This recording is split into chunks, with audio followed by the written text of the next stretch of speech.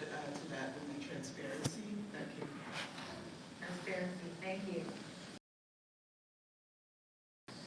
Our group said, in addition to the other things, that to be an inclusive leader, you actually have to focus on relationships. So maybe you don't have to focus on your bottom line, but it's not an either or, it's an and. You also have to focus on relationships. And if you're a very diverse team and trying to be inclusive, find commonality.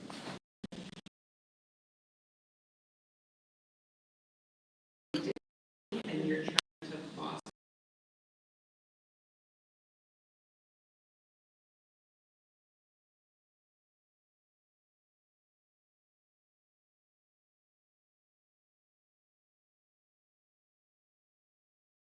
So finding commonality means towards a common vision. So ultimately, achieve that common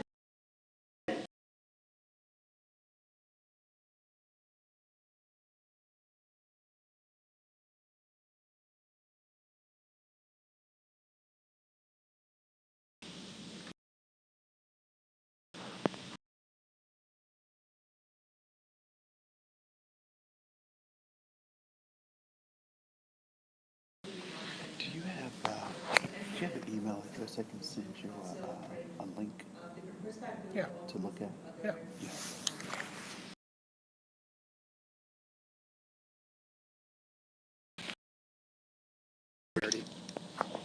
Thank you.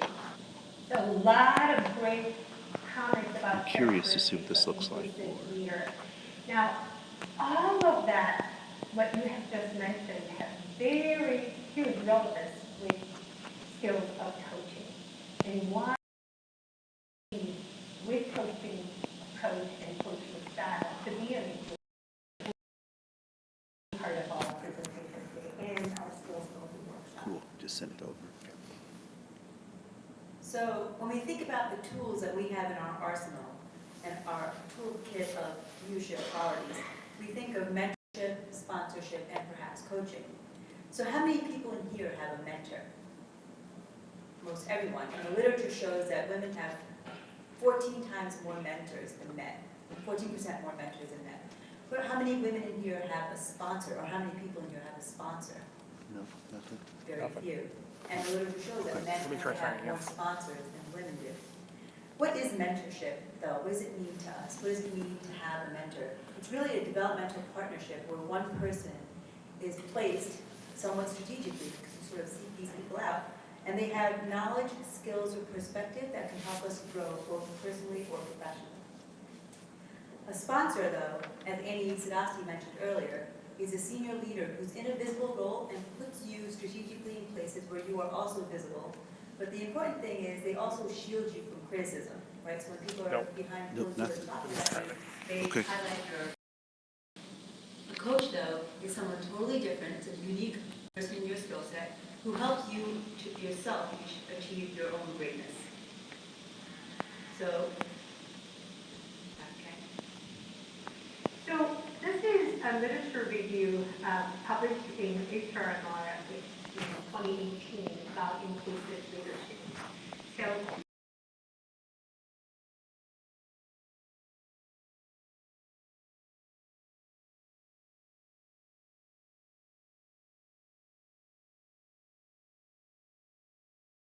also cognitive complexity, understanding that subtle nuances and differences in people. We talk about in our organization where because we have a new bold and initiative, and a lot of leaders talk about simplification. Still nothing. Now, I want to be very clear that when What we it's supposed talk to about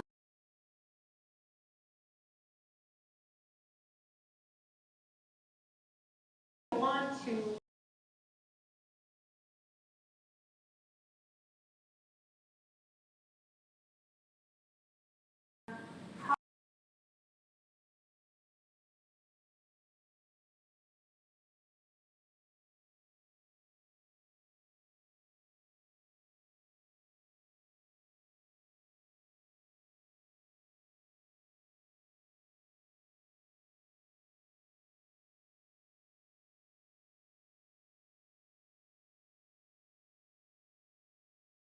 Now, you probably heard that during our panel too.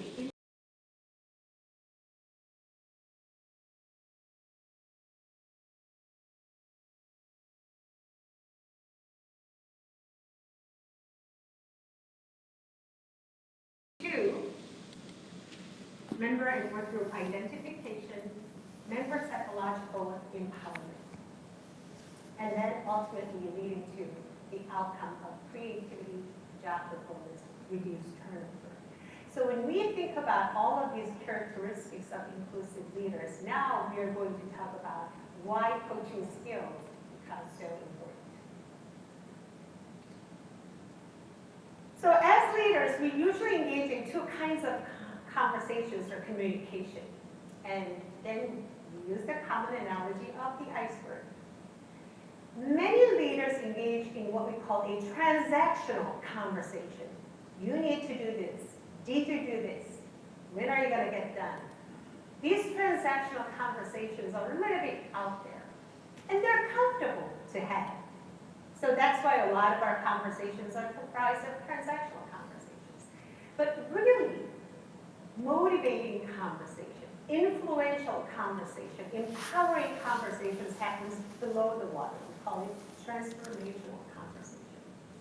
So this is a conversation about our personal values, our assumptions and beliefs, what we desire to accomplish, what are our goals, what are our aspirations, what are our needs and desires. So our leaders should never be afraid of having these conversations with individuals. If you're a leader and if you have been really close to the task and achievement, it is now time that you pay deliberate attention to individuals that you're working with. And coaching skills are exactly going to get you into how we can do that effectively. So how do you define coaching? It's a thought-provoking and creative partnership that inspires your clients or your colleagues to maximize their potential, often unlocking previously untapped sources of imagination, productivity, and leadership. So you sort of understand, maybe have a small grasp of what coaching is, but do we even know it's effective? As Annie, I'm also an emergency medicine physician, and I need to know that this is going to work. I cannot invest in something, I don't have the time to invest in something unless I know it's going to work. So let's think about this. Coaching, this is what the literature says.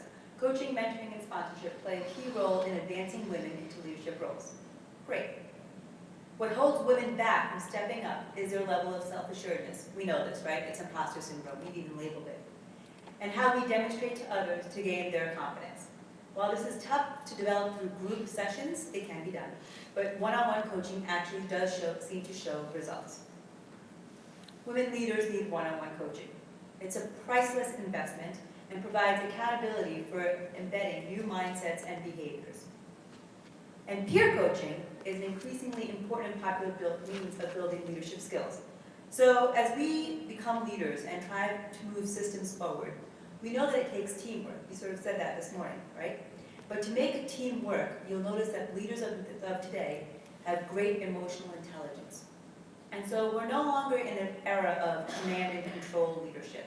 We're now having more opportunities for collaborative leadership, and coaching is the start of this. So in our organization, we strive for a coaching culture because coaching is not a set of skills that leaders apply. Coaching is a philosophy. It's a leader's way of being. It is an approach to leadership that a leader takes on day one of their leadership role. It is not something that you do when there's a problem. It is your everyday interaction with people, because ultimate goal of coaching is to get people to perform at their best. You're coaching against their ideal state and their aspiration. So what does it take to create a coaching culture in an organization? Very important. The first rule is we need to have a top senior leaders support on this. And we have that. We have our CEO who has his own coach. So I'm streaming. We have all these executive coaching programs that whenever a leader assumes a new leadership role, we offer them coaching. I'm logged in. Coaching is very much part of our performance management system, that we hold our leaders accountable to manage their performance in a coach-like way. We have trained all leaders. Since 2013, we have reached It might be a more than presentation. 3,000 leaders who have trained in coaching skills. We make it almost a requirement for new chairs to take coaching courses so that they can take that coaching approach. And we hold them accountable by measuring their leadership skills and their coaching approach. We have found that when leaders take coaching approach, it has a huge impact on people's satisfaction, decreasing burnout, and even those groups that have high leadership index skills, their empowering behavior, So I have to say. actually has positive correlations with patient satisfaction. This is private. In multiple ways, we have proven that coaching, leader who coaches has huge impact in the organization.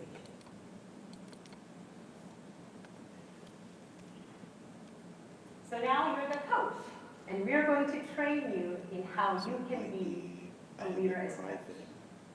So there's a couple of things you need to be a successful leader. The first thing is you have to have the right mindset. And you know this from your own leaders, perhaps at your current job or previous jobs. If your department chair or your boss does not believe in you and has the wrong mindset, they're never going to develop you. In the same way, as a coach, you have to have the right mindset about the person you're going to coach. You have to have an open mind. You have to believe that this person is capable of change. In fact, the literature has shown there's two kinds of mindsets, right? There's fixed mindset and growth mindset. So the growth mindset says that you're going to grow and you can believe people are capable of change, while a fixed mindset sort of states that this person is stuck and you believe everybody around you is stuck, and how far you're going to get is determined by your intelligence, and that's it. There's no room for growth. Even a leader who has a growth mindset, if they're developing somebody who has a fixed mindset, they can change their mindset. So as long as you, as a leader, have a growth mindset, you are capable of changing even the most stagnant of people. You have to believe that this talent is great, capable of being great, and you can't let some prior experience, some prior negative experience affect your perception of them. You can't let that define what you think of that person. It's public. So. I just want to mention a little bit about feedback and growth and fixed mindset. How many times feedback gone wrong is because it's based out of a fixed mindset. We live in multiple realities. The reality that I live in, the interpretation that I make about the world is very different from the reality that all of you live in. So when somebody gets a feedback about their intimidating, aggressive behavior, you can't say it's true that you demonstrate intimidating behavior, because it is a perception of one person that somebody shows intimidating and aggressive behavior. But it is not going to be receptive to the other person who receives it, because it was never their intention to be intimidating and aggressive. So you can spend all day long trying to reach an agreement if their behavior was intimidating, aggressive, or not, but it will not happen. The only truth here is that some people perceive their behavior to be intimidating and aggressive. That's the only truth here. Now, the recipient of that feedback has to decide what they're going to do with it. Probably, one thing is they can dismiss it and not be receptive to it. Or, if they can really understand that if somebody that they work closely with perceives them to be aggressive and intimidating, the truth is that probably they're not going to be very effective in their role, because they need that relationship with people who are working very closely with them. So a wise decision would be they need to reflect and think about what they're going to do with this perception of them. So when you make it about somebody's growth and learning, when you make feedback about moving towards achieving what they consider to be a career success, giving feedback becomes a whole new thing. I've had, so I get a lot of requests I'm for coaching sorry. from multiple Yeah, I people. get the same thing. And sometimes I get a request from a chair about somebody's behavior. Huh. And the chair says, I don't know if this person is fixing. So two things. I tell them, first of all, it's not about fixing. It's about learning, growth, and development. Second, you are this person's leader. And if you can't believe that this person will not change, this person is going to have no space to learn and grow and experiment. You do need to trust and believe that this person is going to grow. And you have a very important role of actually looking for any change and growth, and you're going to give them feedback. That is your role. There's a coachable moment for the chair. So if you ever get frustrated about somebody's performance, probably it's highly likely that you have a fixed mindset. So instead of getting frustrated, someone with growth mindset becomes curious. I know there is a lot of comment about curiosity. Because you get frustrated because you have that judgment about that person. Two things that can't coexist is curiosity and judgment. If you stay in the place of curiosity, you cannot get that. So active listening. We talked about listening a lot this morning and how as patients, they want to be heard by their providers. But I have a question for you. How many of you really had a lot of experience that you were heard like this by your leaders or your supervisors? How many times in a day does your supervisor or leader sit with you and really do active listening? Probably not very often. So active listening means that there are specific things that you listen for. You're not just listening to what they're telling you, you're also trying to pick up what they're not telling you. There's enormous amount of intuitive listening that you do as a leader, as a coach. And if you have a very trusting relationship with people that you lead, you can make impact with what you've heard. So you can say, this is what I'm thinking of. Because when people speak, they can't listen to themselves. Nor can they see themselves when they speak. This is your role as a coach. If we're able to do this, So you can really is listen there at a deeper level. a And way you to can fit see in their body language, and you repeat back what you've heard. all the extra stuff that we need? What I'm sensing is that you have huge frustration for all this. Is there a way to put this into like a channel? We're not that self-aware. A lot of people think we are, but the truth is we're not. That actually screams. And you're giving them enormous amount of gift by repeating back what social you've media. heard. And you will be surprised when people go, yeah, you're right. When all you're doing is just repeating back what Contact. they said. Sometimes you We don't repeat handle that, back but I know who exactly does. what they It said. is. So example, I have coached a leader who said, I wish people could just get out of my way and do my job, because I know exactly how I'm going to make this happen. So I said, you wish that you want people to get out of your way so that you can get this done right. And the person was like, kind of embarrassed. Yeah, I really said that, didn't I? Sometimes you rephrase it, you summarize it, and you repeat it back so that they can hear it. when they throw a charged word at you, you also use that word and you repeat it back. People were saying, I feel like an imposter. Oh, I feel like an imposter. And then we're going to talk about powerful question again. So when you get a charged word, you always follow that with a question.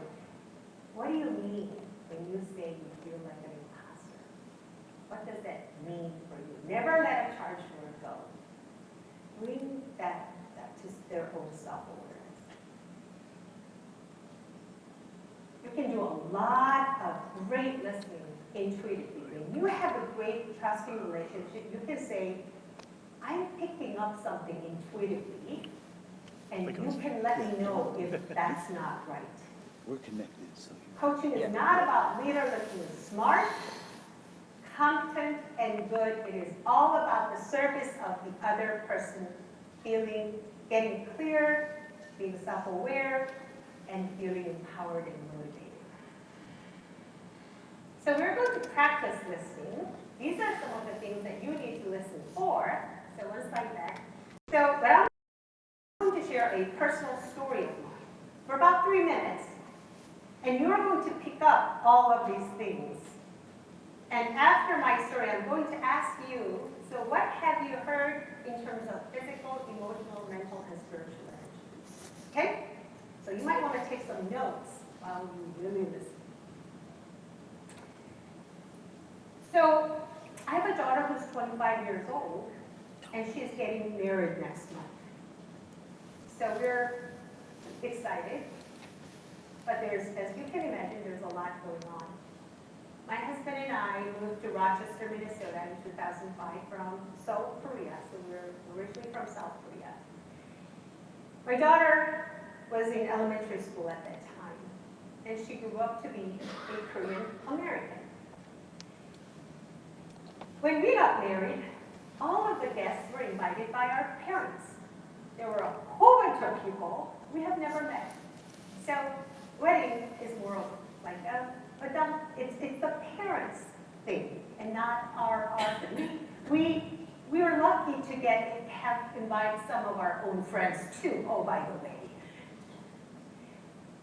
But this wedding was completely different. It seems like we're going to this wedding like a guest.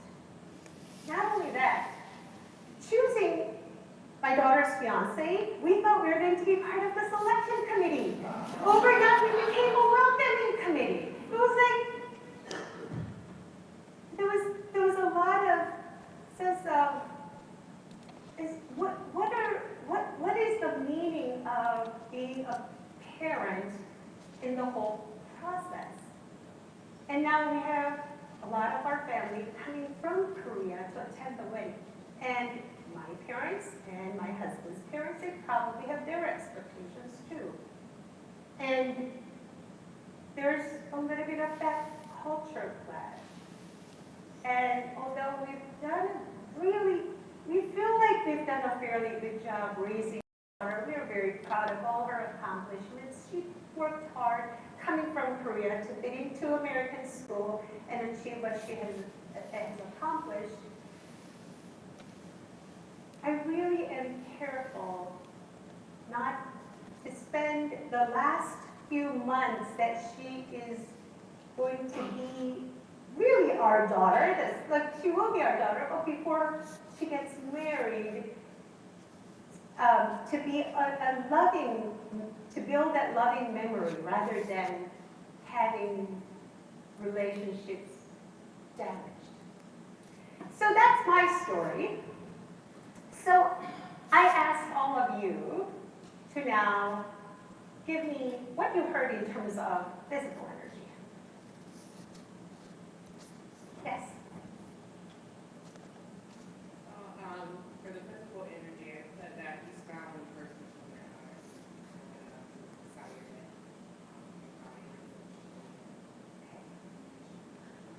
Sean Bishop.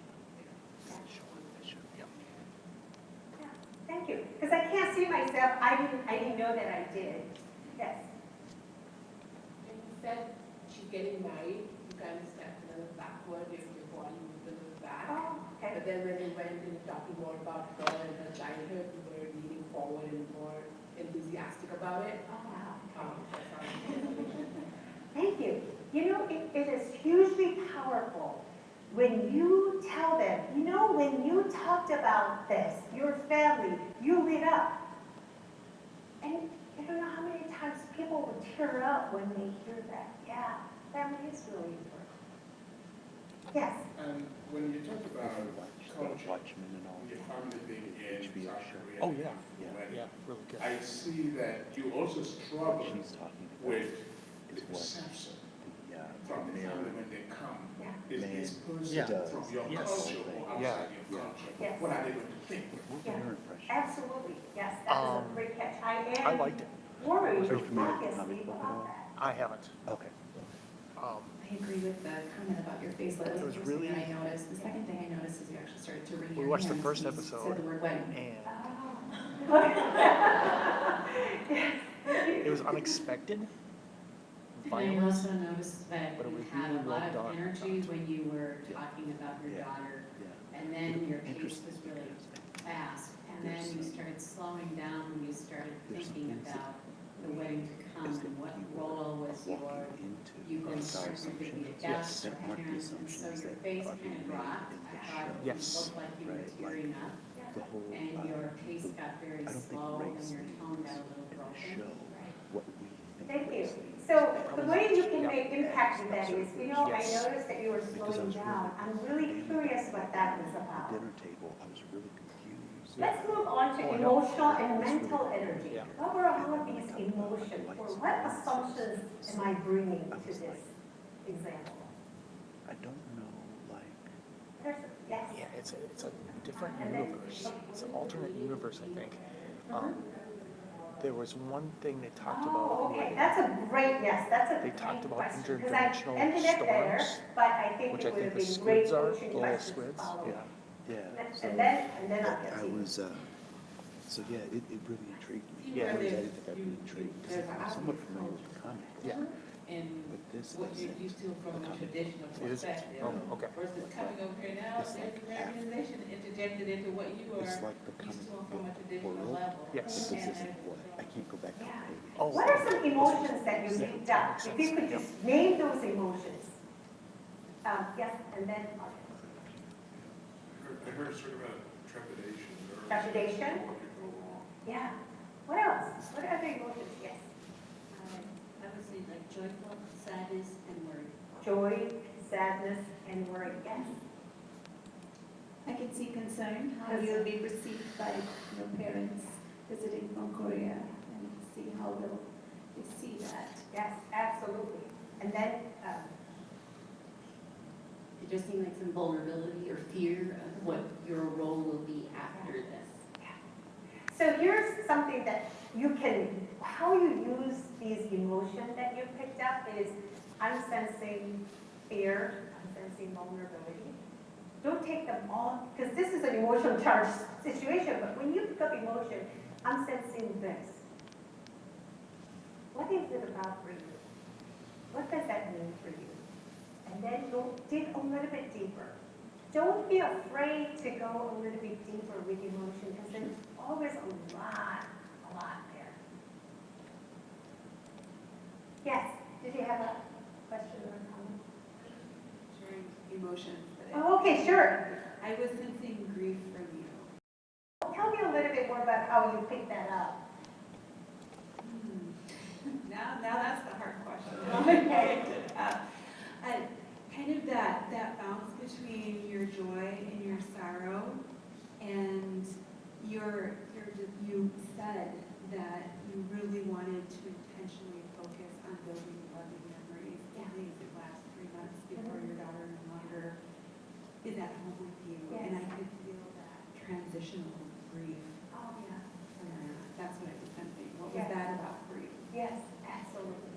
After that, I think that going back to you and how you grew up, your parents were involved in selecting or choosing the house, and the grief you have is you were not part of this process. And so I feel some kind of disappointment, Yeah, but you're still happy that your daughter has somebody, yeah. but you wish you would have been part of it. What are some assumptions that you picked up from me? Because I'm bringing a lot of assumptions, and these assumptions are actually creating these emotions. You mentioned about the expectations, so actually what are your expectations as a mother? And then to piggyback on what you just mentioned about grief and loss, I experienced it as hope. So even today when you leave here in this conference, what's your next step and how are you personally experiencing what we're saying to you on this real life personal experience that you're sharing? Oh, good, thank you. I think one thing I looked at for assumption was that there will be a cultural clash. Maybe there. That's an assumption. Yeah. Yes. Fingers crossed. Yeah. Sort of tied into that, I think there was the assumption that your parents and your in-laws would be critical. The question of not being all of it. Yeah, absolutely. That is an assumption because who knows? I mean, they might be fascinated at this wedding that they're going to be attending and have a lot of fun. And I'm coming with a lot of assumptions, and then that creates a lot of fear and concern. I also sense a lot of pride from you. Oh. So pride in what your daughter has accomplished, you mentioned that. Pride that you and your husband moved here as immigrants in 2005. And that you have a lot to show your family when they come to this wedding. Yeah. And I think you have this tension that you want it to go well, but you're also very proud of everything you and your family have accomplished. That's very insightful. Thank you. So see how all of you have been great coaches for me. This was very helpful for me to realize because I can't pick up any of these when I'm speaking because I'm so focused on myself. It is your job as coaches to hear and listen and make impact. Yes? So one of the things I'm struggling with, as much as I love this, is the fact that as a coach, you have to be careful not to make assumptions about emotions. Right. Or assumptions about what a particular communication style has behind it in terms of beliefs or mental energy, emotional energy. So how do you do that? Yeah. So here's how you do it. You say, is it okay if I repeat back or if I share with you what I picked up? So absolutely important for coaches is to have that relationship in place, and that person has to give you actually a little bit of a informal permission to do that. And it's not saying that is absolutely correct. You share it as, this is kind of what I'm thinking of. Does that resonate with you? Is that right? And that person gets to say if it's not right or not. So it's not about you being right. Coaching is never about the coach being right or looking good. It is always for the service of the other person. So you're putting it out there and see if that has any meaning for the other person. You're not saying it as this is the right statement. So the next is acknowledgement. How many of you have gotten a really good recognition and acknowledgement from your supervisor or leader? Not just good job, but real authentic acknowledgement. Okay, good. So this is what acknowledgement in true sense, in a coaching sense is. It's about being seen as who you truly are. Being seen for what you can truly contribute to the organization. It is not just about what you've done. It is really about who you are, the character, the being that brought that behavior. It is about courage. You recognize and acknowledge people for their commitment, for their dedication. It is about being seen in a way you probably have not even seen yourself. And then you share that with the person. Because we are very well trained in seeing something that's not going well. That's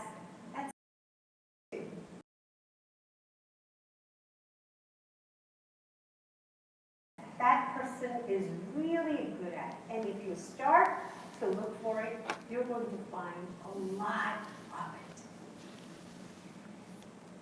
We had in one of our trainings, we had people, we had an exercise. It was a challenging exercise. We asked, think of someone who you are struggling with and write an acknowledgement for that person. And then there were some people who just could not do it and said, what if you can't find anything to acknowledge that person for? Well, probably it's a good time that you start really, really looking for it. It's a deliberate effort. Again, it's a different way of being, seeing the world, and seeing other human beings. Once you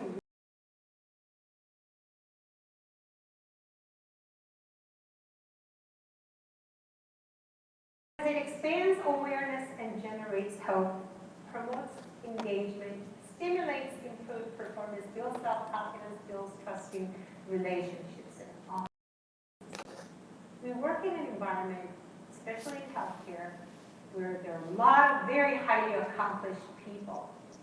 It is amazing how some of these really highly accomplished people may feel insecure about themselves because they look around and they see all these people. And I've heard from a surgeon say, everybody's walking around smiling. Is it just me that's struggling?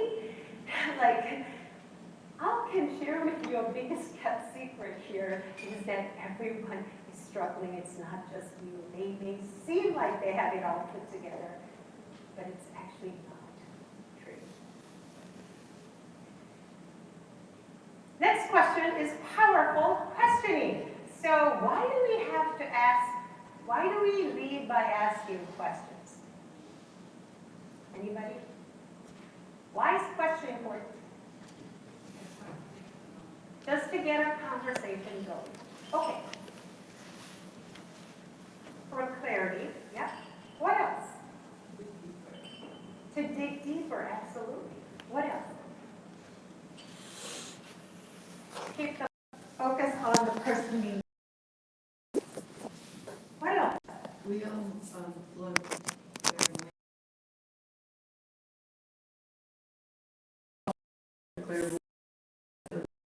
and know what's the inner thoughts of another is to ask. Right, because we assume. We absolutely assume. What else? Why do we have to ask? Yes. To avoid reaching conclusions that may not. We really fast, right, about other people. So, if we really want to influence them, to change their ways of thinking, because they have been someone or have been thinking in a certain way or engaged in certain behavior for 40, 50 years, we know that that's not going to change by telling them to change. Our leaders do this a lot. Think differently.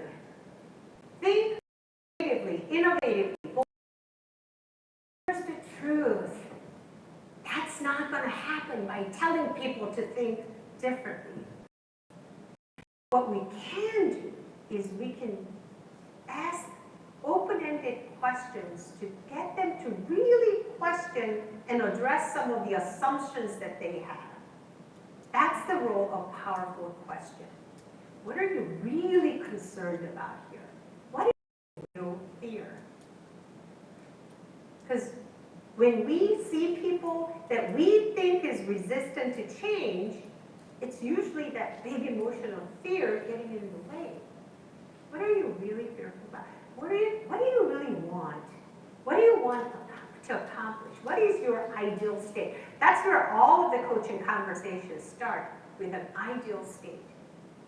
And when we say it's an open-ended question, it's really open-ended question. We're not asking so that we get the answer that we're looking for. That's a leading question. That's not a powerful question.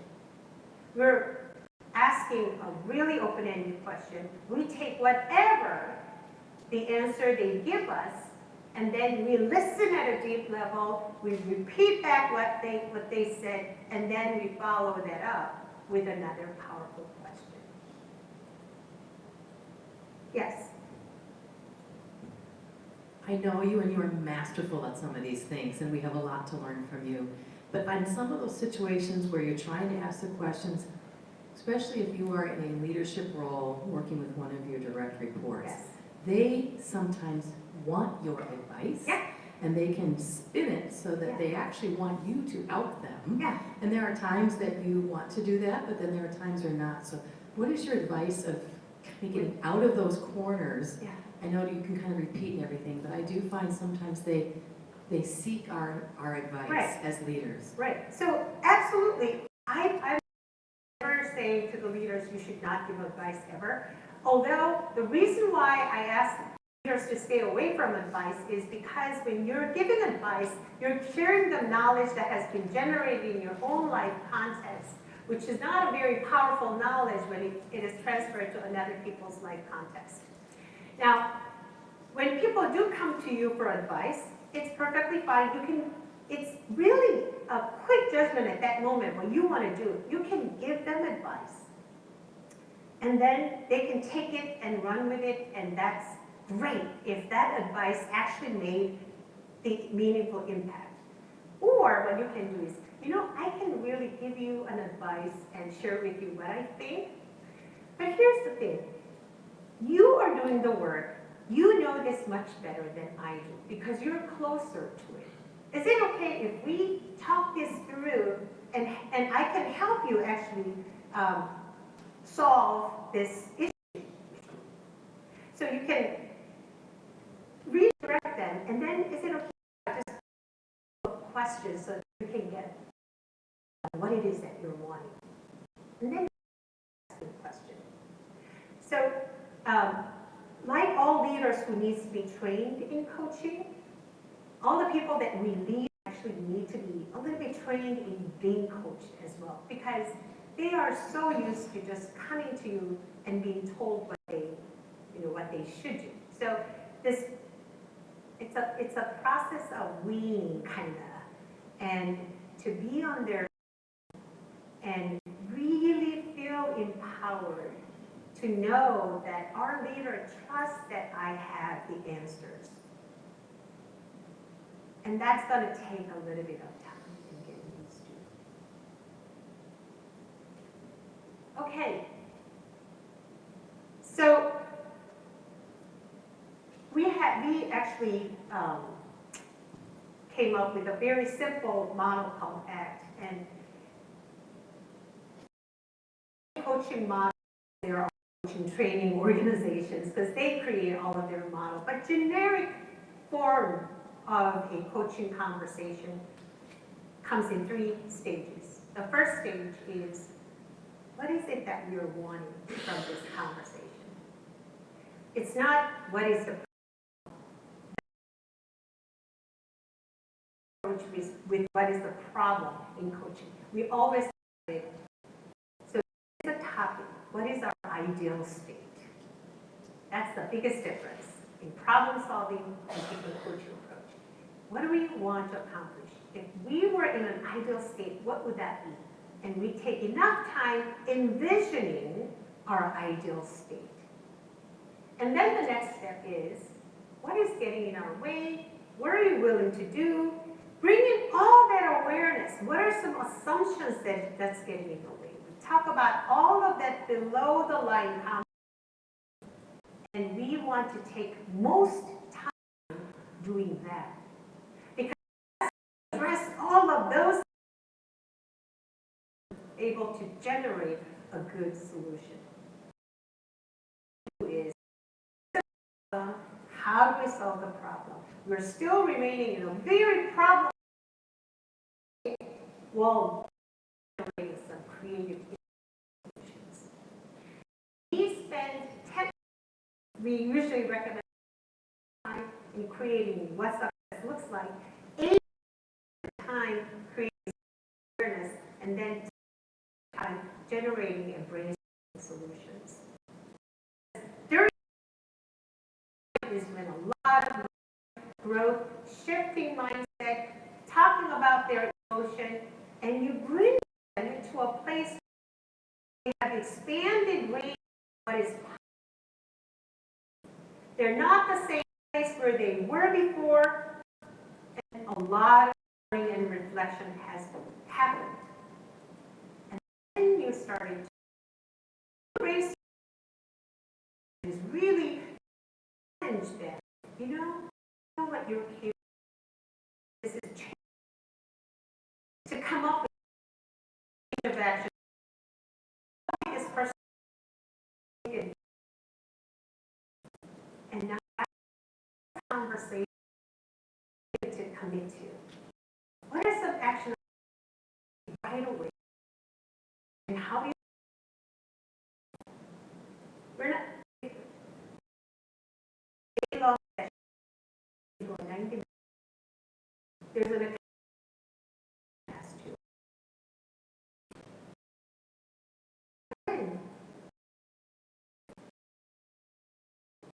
You set up with coaching how to solve conversation. I coach this person. Usually, done method. Well, that's not. You have a situation like this. How do you learn? When you end, when you do that.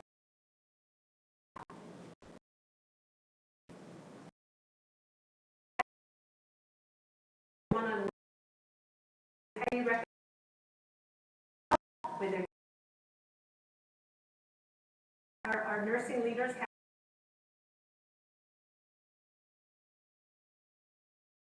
if you have of your success.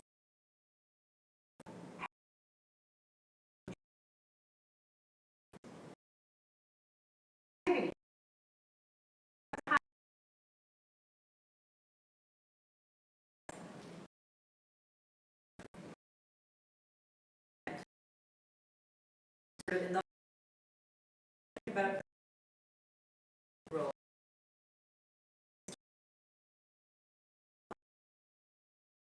That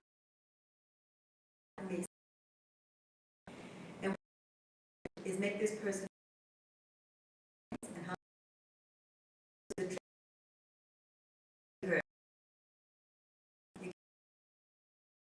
you have to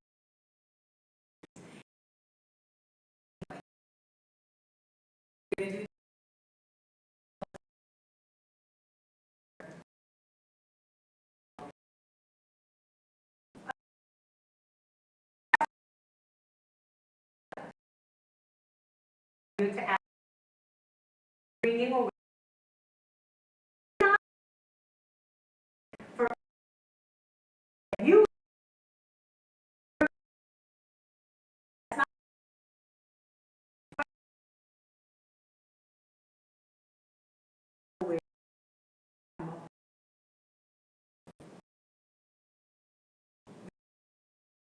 My question is what,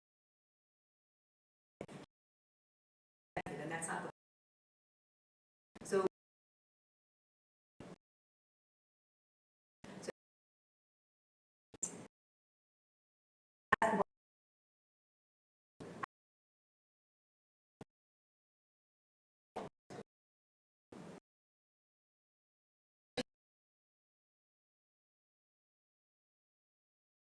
what I want to do is you birthday.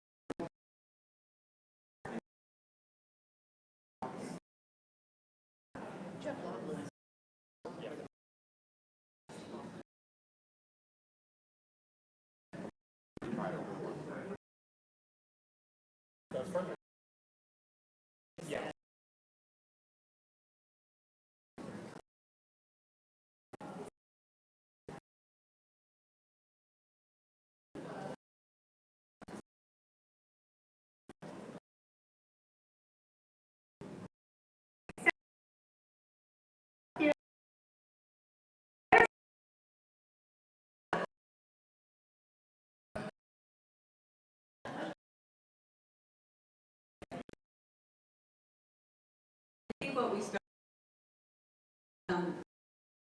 pursue position that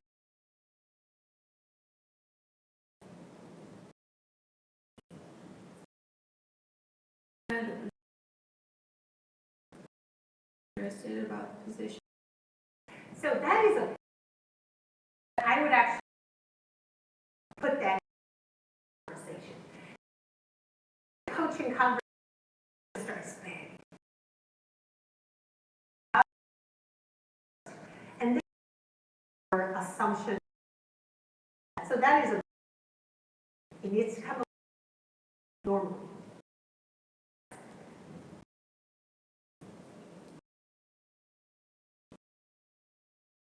Question.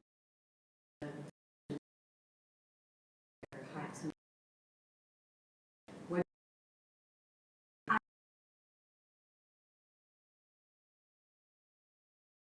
position?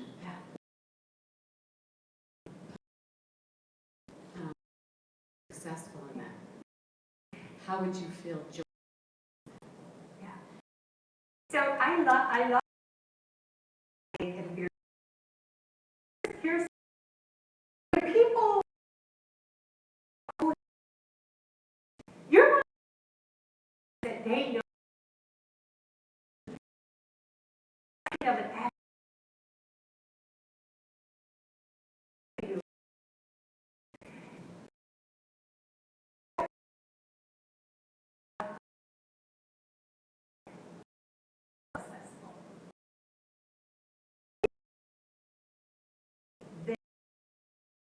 had a career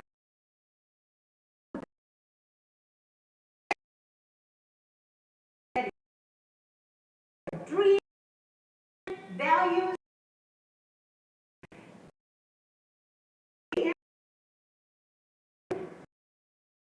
really important is in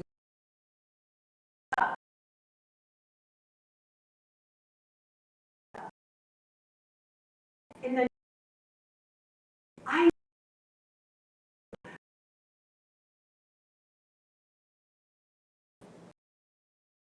then what other questions? So I'm talking about what is it about this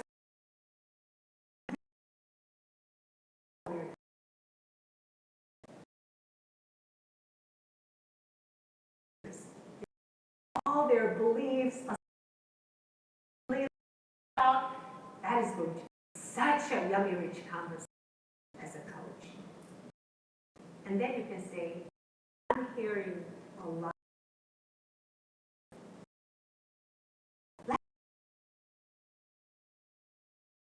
And how to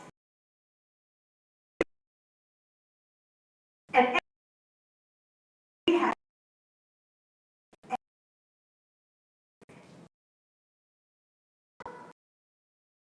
they are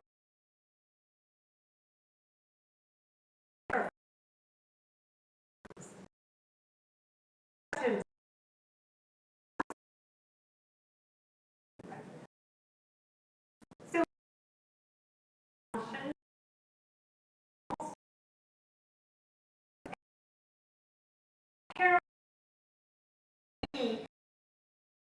assumptions they have.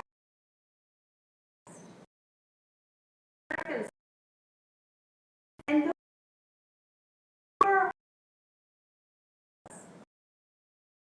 onto the people no longer. It asks, how is that? It says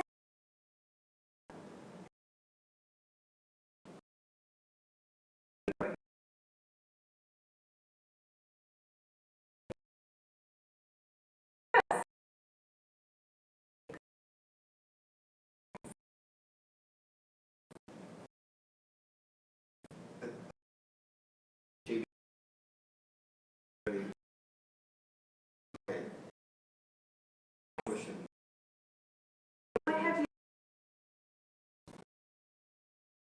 right. Go.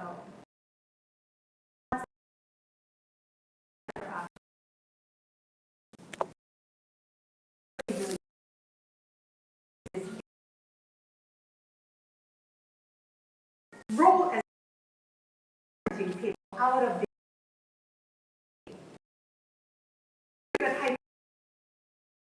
if a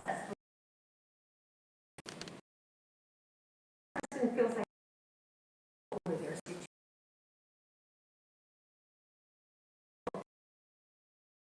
more than they think they do.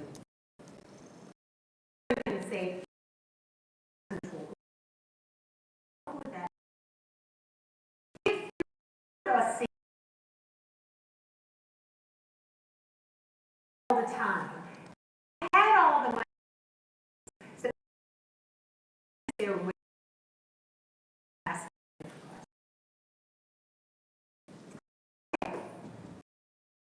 So if you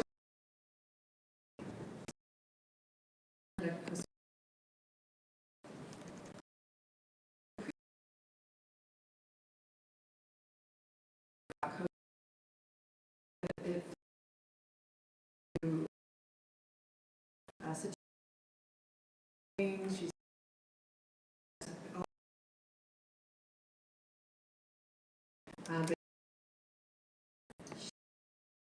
but position. Oftentimes I hear that is called or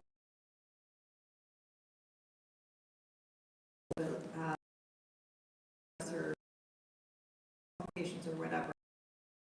As a coach, would be a him or her. How do you continue to see, but yet maybe that position is fit for you? What would you say? not say or maybe not a good bring when you know apply for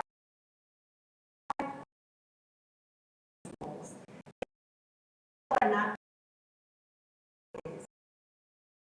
clear about so you can I'm so sorry and maybe so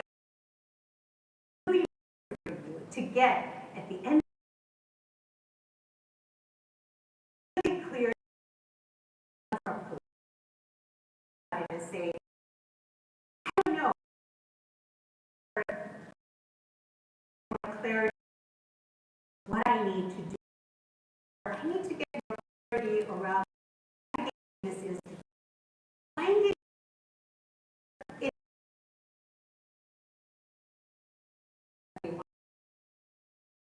sometimes people assume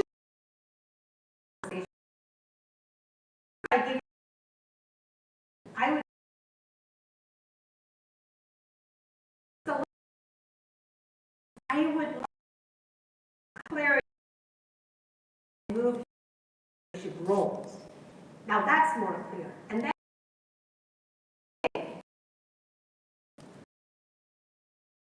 for What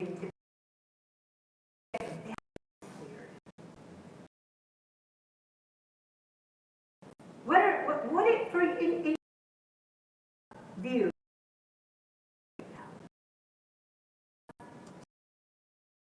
Is the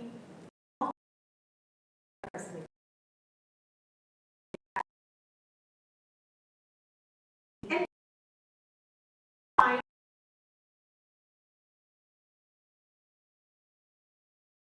coach and a mentor and a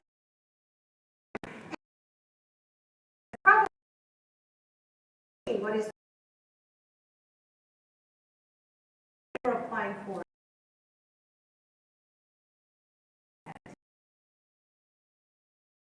Organization. People are looking. How can you be you to get more about? So, token multiple that would happen. Okay.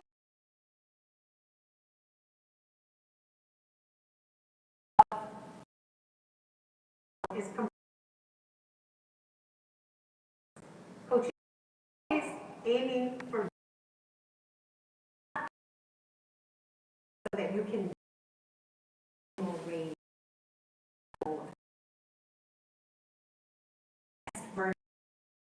people need to be clear and be able to do themselves are. Get there. That is creating your different and then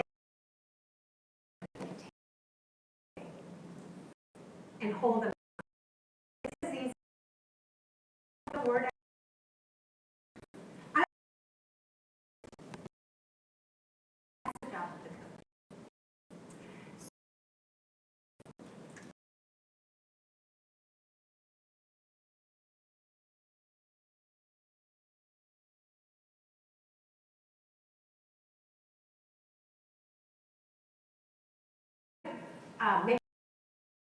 So this is not and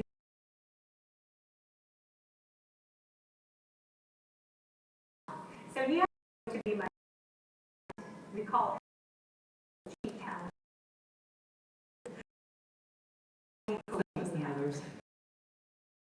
Demonstrate that With building on, I would say earlier, and what advice I will try to.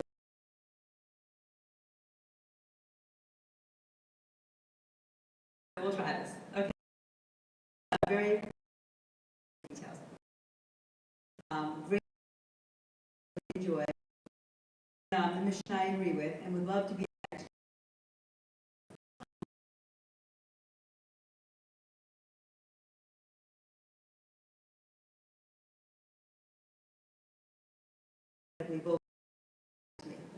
So aggressive or in. So maybe I'm quieter, which is not